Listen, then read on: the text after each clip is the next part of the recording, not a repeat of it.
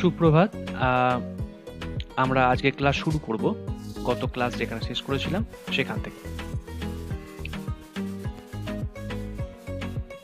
এখানে জিঙ্কের আয়ন মুক্ত হচ্ছে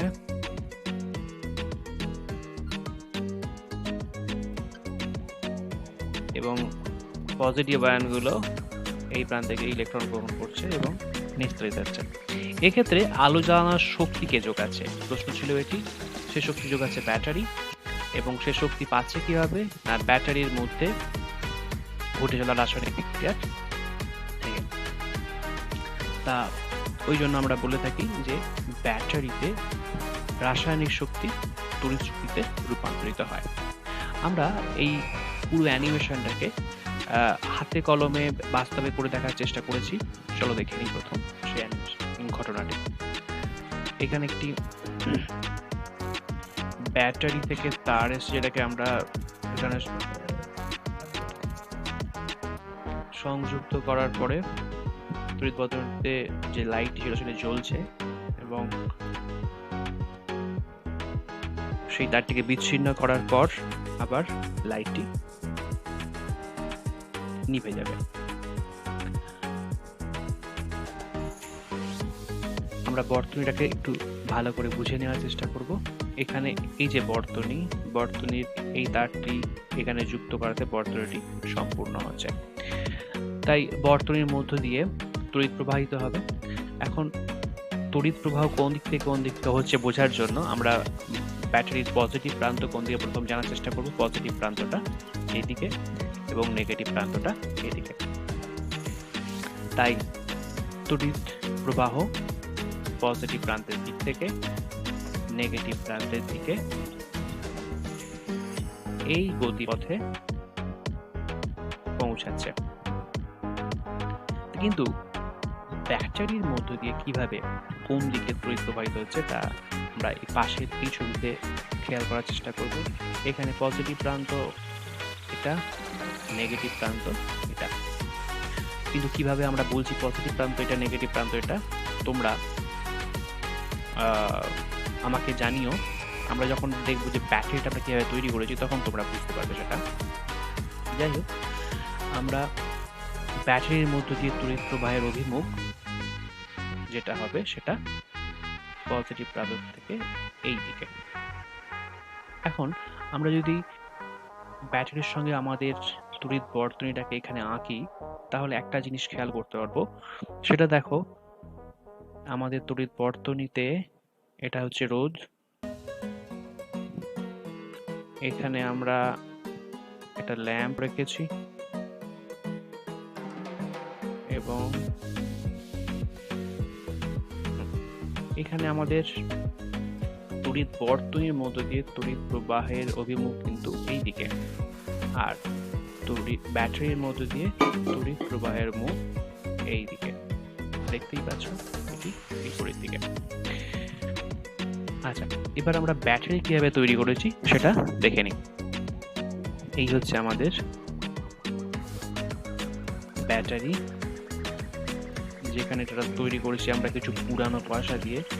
এটা একটি 10 তার তৈরি পয়সা এটা, আর এটা তামার তৈরি পয়সা, এটি কাগজ যেটিকে নুন জলেতে ডোবানো হয়েছে।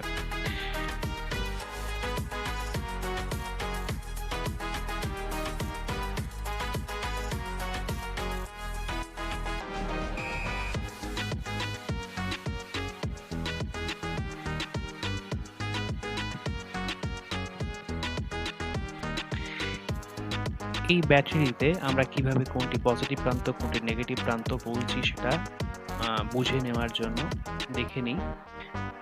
এখানে এটি তামার পয়সাটি, এখানে আরো একটি তামার পয়সা আছে, এখানে আরো একটি তামার পয়সা আছে। আমরা 10 তার পয়সা রেখেছি এখানে, যেটি এই তামার পয়সার সঙ্গে এখানে ছুঁয়েও ছিল। 10 তার পয়সাটা এখানে, এটি আর একটি 10 তার পয়সা এখানে। এই হচ্ছে আমাদের ব্যাটারি। তাই তোমরা এই ছবি থেকে খুব সহজেই বুঝতে পারবে কেন আমরা পজিটিভ প্রান্ত বলছি এই দিকটিকে নেগেটিভ প্রান্ত বলছি এই দিকটাকে। আমরা বর্তনীটাকে পাশেতে আরো একবার এঁকে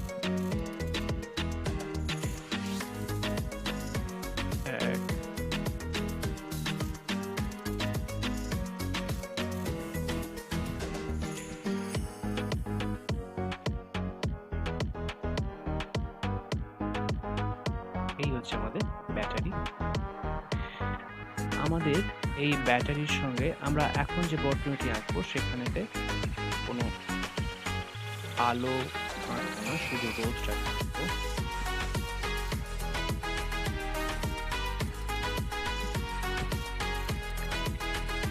তার দিয়ে যুক্ত করার পরে এই তড়িৎ বর্তনীতে তড়িৎ প্রবাহ শুরু হবে এবং তার অভিমুখ পজিটিভ প্রান্ত থেকে নেগেটিভ প্রান্তের দিকে হবে এবং তার প্রবাহ মাত্রা যদি আই হয়,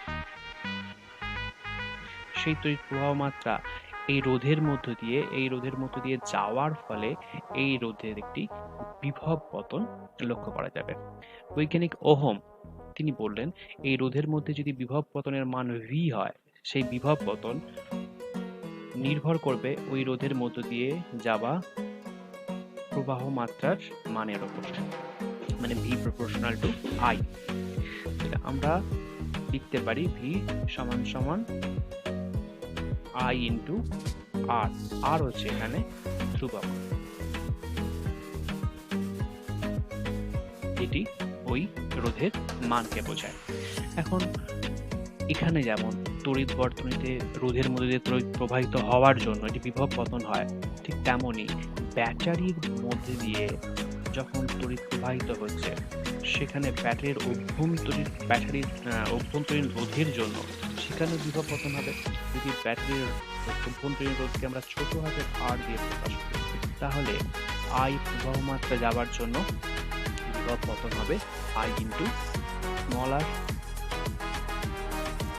এখন এই দুই বিভব পতনের সমষ্টি অর্থাৎ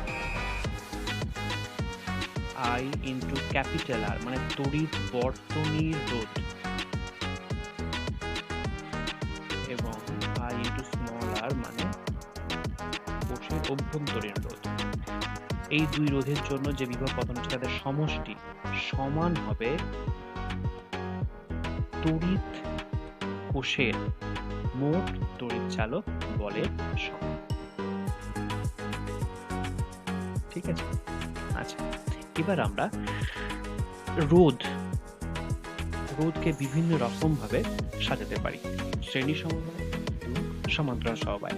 আমরা প্রথম শ্রেণী সমবায় রোধকে কিরকম ভাবে সাজাতে পারি দেখে নেওয়ার আগে তড়িৎ চালক বল আমাদের যে ব্যাটারিটি ছিল তার কত ছিল সেখানে আমরা মেপে রেখেছি। এটি মাল্টিমিটার সাহায্যে মেপে পেয়েছি 1.79 ভোল্ট, 79 ভোল্ট মানে 1.8 এর কাছাকাছি।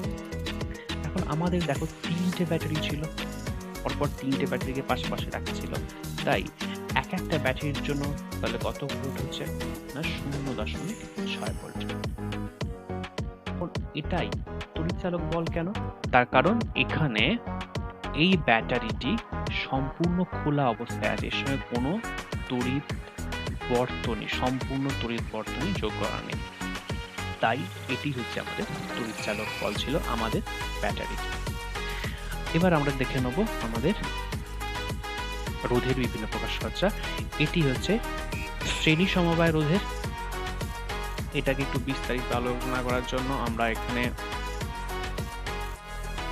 ব্যাটারিটাকে এঁকে নিই। প্রথম এটা আমাদের ব্যাটারি, এই রোধের মান ধরছি R1, তিনটে রোধের মান আমরা এখানে আলাদা আলাদা ধরছি, R2 এবং R3। এই বর্তনীর মধ্য দিয়ে যদি প্রবাহ মাত্রার মান হয় I, তাহলে এই রোধে প্রথম রোধে R1 রোধে বিভব পতন কত হবে I ইন্টু R1, দ্বিতীয় রোধে বিভব পতন I ইন্টু R2,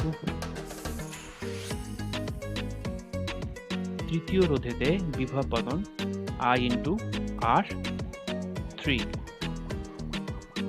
তাহলে মোট বিভব পতন কত হবে? তিনটির সমষ্টির সমান I into R1 plus I into R2 plus I into R3। এই বিভব পতন, মোট বিভব পতন সমান হবে ব্যাটারির যা বিভব পার্থক্য তার সঙ্গে। এখন সেটা যদি V হয়, তাই V সমান আমরা লিখব I into R1 plus I into R2 plus I into R3। এখন আমরা যদি এমন একটি তড়িৎ বর্তনীর কল্পনা করি যেখানেতে ওই ব্যাটারি আছে কিন্তু রোধ আছে কেবলমাত্র একটি, যার মান R, এবং সেই R রোধের জন্য এই বর্তনীর মধ্য দিয়ে তড়িৎ প্রবাহ মাত্রার মান কিন্তু I। অর্থাৎ আমি বলতে চাইছি প্রথম ক্ষেত্রে যা যা অবস্থা ছিল সেই অবস্থায় থাকছে, শুধুমাত্র প্রথমে তিনটি রোধ ছিল, এই বর্তনীতে কেবলমাত্র একটি রোধ আছে। এখন এই যে একটি রোধ, এই রোধটাকে আমরা বলবো এই প্রথম বর্তনীর তুল্য রোধ। এখন আমরা এইখানের এই বর্তনী থেকে, নতুন বর্তনী থেকে কি লিখতে পারি যে V is equal to I into R। এই দুটি সমীকরণ থেকে আমরা লিখতে পারি I R সমান I R1 plus I R2 plus I R3।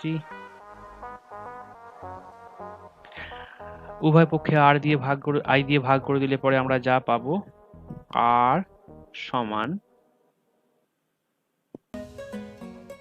R1 plus R2 plus R3।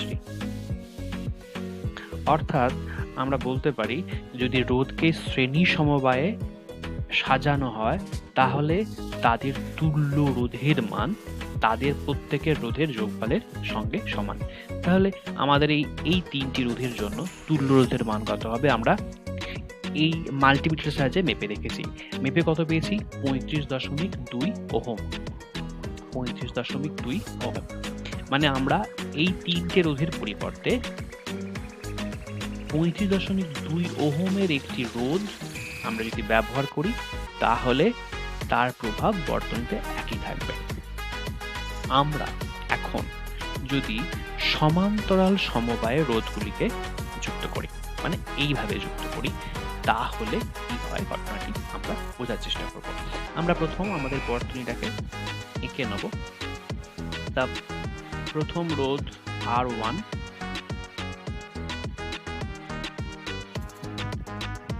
দ্বিতীয় রোধ R2,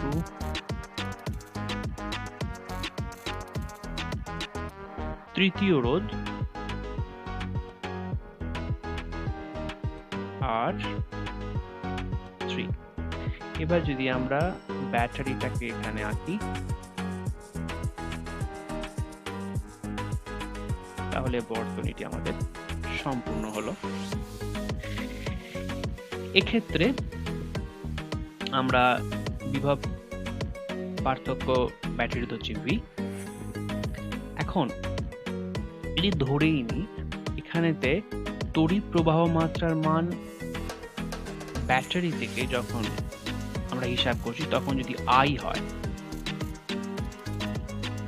সেই তড়িৎ প্রবাহ মাত্রা এই জায়গায় এসে তিনটি রোধের মধ্য দিয়ে আলাদা আলাদা মানে ভেঙে যাবে।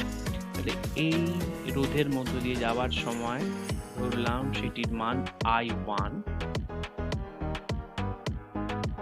এই রোধের মধ্যে দিয়ে যাওয়ার সময় সেটি I2, এই রোধের মধ্যে দিয়ে যাওয়ার সময় সেটি I3। তাহলে প্রথম রোধের ক্ষেত্রে বিভব প্রভাবের মান কত? বিভব পতন কত হচ্ছে? I1 into R1। এই গুণফল মানে এই বিভব পতন সমান হবে V এর সঙ্গে। তোমরা ছবিতে দেখতেই পাচ্ছ এই দুই প্রান্ত।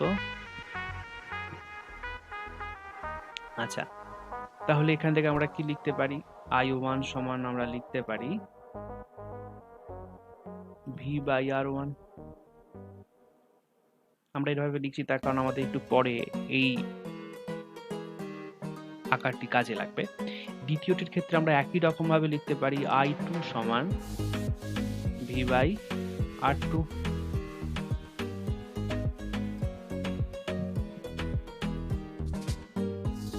তৃতীয়টার জন্য কি লিখতে পারি? লিখতে পারি I3 সমান V/R3। এখন দেখো এই তিনটি I1 plus I2 plus I3, এই তিনটি তড়িৎ প্রবাহ মাত্রার সমষ্টি বর্তনীর মধ্য দিয়ে মোট তড়িৎ প্রবাহ মাত্রার সঙ্গে সমান।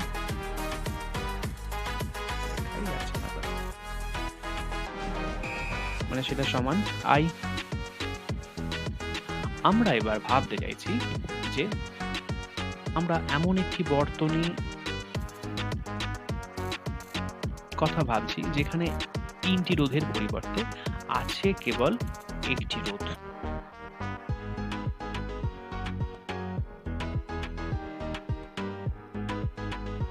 যার মান রোধের মান R, বাকি সব শর্ত এক, বিভব প্রভেদ V, এবং ওই R রোধের জন্য তড়িৎ প্রবাহ মাত্রার মান।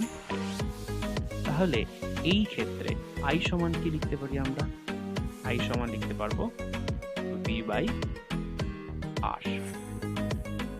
এখন এই সমস্ত মানগুলো যদি আমরা এই সমীকরণেতে লিখি তাহলে আমরা কি লিখব? V/R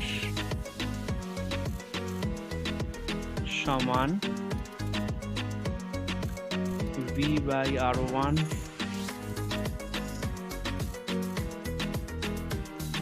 plus V/R2 plus V/R3। এখন উভয় পক্ষে যদি আমরা V দিয়ে ভাগ করি তাহলে পাবো 1/R1 সমান 1/R সমান